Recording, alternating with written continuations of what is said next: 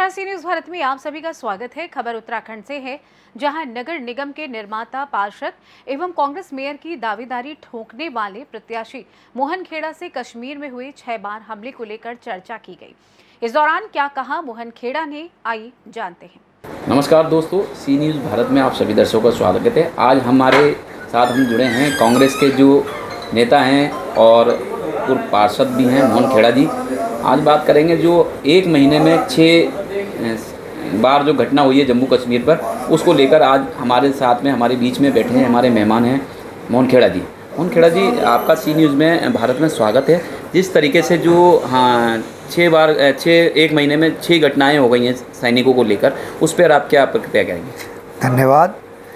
देखिए, हमारा जो यहाँ की स्थिति है, आप देखिए जम्मू कश्मीर में पिछले 1 महीने में 6 घटनाएं हो गई हैं। जो हमारे वीर सैनिक वीर गति को प्राप्त हुए हैं, शहीद हो गए हैं। मैं तो केंद्र सरकार से ये कहना चाहूँगा, केंद्र सरकार जो आंखें मूंदे बैठी है, कहाँ हैं आप? तो कहते थे 56 इंच का सीना है हमारा और हम लाल आंखें दिखाएंगे, और आप कहते थे कि हमने नोटबंदी करके कमर तोड़ दी आतंकवाद की। कहाँ है वो सब? आपकी खाली ढकोसले बातें थी क्या? अगर आतंकवाद की कमर तोड़ दी आपने, तो 1 महीने में 6 घटनाएं कैसे हो रही हैं? हमारे सैनिक शहीद कैसे हो रहे हैं? जवाब दीजिए आप। और आपके डीजीपी कहते हैं कि वहाँ ये राजनीतिक मुद्दा है, राजनीति हो रही है। अरे आप भाई साहब, आप ये बताइए, जम्मू कश्मीर में गवर्नर रूल है, वहाँ पे केंद्र के अधीन है, वहाँ गवर्नर रूल है, तो वहाँ राजनीति कौन कर रहा है? इसका मतलब केंद्र सरकार वहाँ पे राजनीति कर रही है। केंद्र सरकार वहाँ पे हमारे फौजियों को मरवा रही है। अब आप ये देखिए कि आपसे अगर नहीं संभल पा रहा है, जो आप कहते थे कि 56 इंच का सीना है, क्या आप 56 इंच का सीना क्या 33 इंच का रह गया है क्या? आप ये बताइए। और आतंकवाद की अगर आपने कमर तोड़ दी, तो ये आतंकी कहाँ से आए?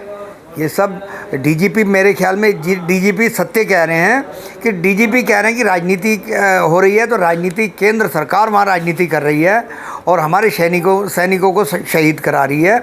मैं ये कहना चाहूँगा, अगर ऐसे इसमें कुछ सच्चाई है तो केंद्र सरकार को बने रहना उचित नहीं है। केंद्र सरकार को इस्तीफ़ा देना चाहिए, और आप नहीं संभाल पा रहे हो जम्मू कश्मीर, तो आप इस्तीफ़ा दे के घर बैठिए और जो विपक्ष में हैं उनको करने दीजिए। हमारे राहुल गांधी जी, देखिएगा, राहुल गांधी जी को आने दो, प्रधानमंत्री बनने दो, तो सारी हमारी सीमाएं इतनी चौकस हो जाएंगी कि आपको दिखाई देगा कि हाँ भाई, किस तरीके से सीमाओं की सुरक्षा करी जाती है, सैनिकों की सुरक्षा किस तरह से की जाती है। पहले चुनाव था, उसमें 40 जवान शहीद हुए थे, और उत्तराखंड के अधिकतर जो जवान हैं शहीद होते हैं, और उत्तराखंड के अंदर जिस तरीके से जवान शहीद होते हैं, उनके लिए आप क्या कहेंगे? देखिए, जवान तो पूरे देश के हैं। हाँ, इतना ज़रूर है, उत्तराखंड के प्रत्येक घर में से कोई ना कोई व्यक्ति सेना में भर्ती हो रखा है, और इस वजह से अधिकतर लोग जो बॉर्डर पर रहते हैं, हमारे कुमाऊं रेजिमेंट के रहते हैं, हमारे जो पहाड़ के जितने भी लोग हैं, वो क्योंकि दिलेर होते हैं, तो उन्हें बॉर्डर पर लगाया जाता है। इस वजह से शहीद होने का गौरव उन्हीं को प्राप्त होता है। मैं तो गौरव कहूँगा, जबकि वो अपना सर्वस्व बलिदान कर देते हैं देश के ऊपर। और ऐसा हमारे उत्तराखंड के लिए आए दिन हमें सूचनाएं मिलती हैं। अभी पिछले दिनों एक सूचना मिली, 5 जवान शहीद हो गए हमारे। बड़ी दुखद घटना थी, बहुत दुख हुआ। लेकिन मैं केंद्र सरकार से ये कहना चाहूँगा, केंद्र में भी भाजपा की सरकार है, हमारे प्रदेश में भी भाजपा की सरकार है। हमारे सैनिकों के लिए आप उचित व्यवस्था करिए, उन्हें आप बुलेट प्रूफ जैकेट दीजिए, उनके वेपन्स जो हैं एडवांस टेक्नोलॉजी के वेपन्स दीजिए, जो कि आज हमारे पुरानी टेक्नोलॉजी के वेपन्स, जो कांग्रेस सरकार ने जो वेपन्स खरीदे थे, वही वेपन लेके आज हमारे सैनिक बॉर्डर पर सुरक्षा कर रहे हैं। मैं ये कहना चाहूँगा, उनको एडवांस टेक्नोलॉजी के वेपन्स देने चाहिए। उनको, हमें अपनी सेनाओं को एडवांस करना होगा। और किन्हीं जगहों पर मैं तो एक सजेशन देना चाहूँगा, जो जगह ऐसी हों जहाँ पे आए दिन वारदातें होती हैं, तो वहाँ पे हमें ड्रोन से चेकअप करना चाहिए। ड्रोन से देखना चाहिए कि कहाँ कोई छुपा हुआ है, या फिर हमें वहाँ पे रोबोट लगाने चाहिए। रोबोट से हमें अपनी सुरक्षा करनी चाहिए। जिस तरीके से हमारे जो उत्तराखंड के अंदर और यूपी के अंदर जो अभी ट्रैक चला है, और योगी जी ने कहा कि अब जो है हर खोखा फल वाला जो है वो बोर्ड लगाएगा, उस पर आपका क्या बयान है? अब इनके तो ऐसे बयानों पे हमें कई बार हंसी भी आती है। अब देखिए ना, इनका हाल ये हो गया है कि इन्होंने पूरा भरसक प्रयास किया लोकसभा चुनाव में, 400 पार का नारा दिया। ये तो 200 पार बड़ी मुश्किल से हो पाए। उसके बाद इनका जो एक धर्म का चोला था वो लगभग उतरता सा नज़र आ रहा है। अब आप देखिए ना, ये पिछले दिनों जब लोकसभा चुनाव हुए उसमें अयोध्या हार गए, चित्रकूट हार गए, ठीक है। अब ये उपचुनाव हुआ यहाँ उत्तराखंड में, बद्रीनाथ हार गए, क्योंकि ये इनका जो धर्म का चोला था वो उतरता नज़र आ रहा है। तो इन्होंने अब नया रास्ता पकड़ा है कि समाज में एक ऐसी लाइन खींच दी जाए, एक वर्ग विशेष को एक तरफ कर दिया जाए, बाकी दूसरे वर्ग को दूसरी तरफ कर दिया जाए। अरे मैं ये पूछना चाहूँगा, आप कहाँ ये सब खेलोगे? जब आपका लेवल नीचे गिरता है तब आप आते हो, देखिए कितने नीचे गिर गए। ठेली फड़ वालों पे आगे आपकी राजनीति रुक गई है। ठेली फड़ से आप राजनीति करोगे? अरे भैया, ये बात सत्य है कि आप किस को मना करोगे और कहाँ ये बताइए। अगर हमें शेविंग करानी हो, कटिंग करानी हो तो हम कहाँ जाएंगे? हमें कपड़े सिलवाने हैं, हम कहाँ जाएंगे? क्या उसमें भी आप वर्गीकरण करेंगे?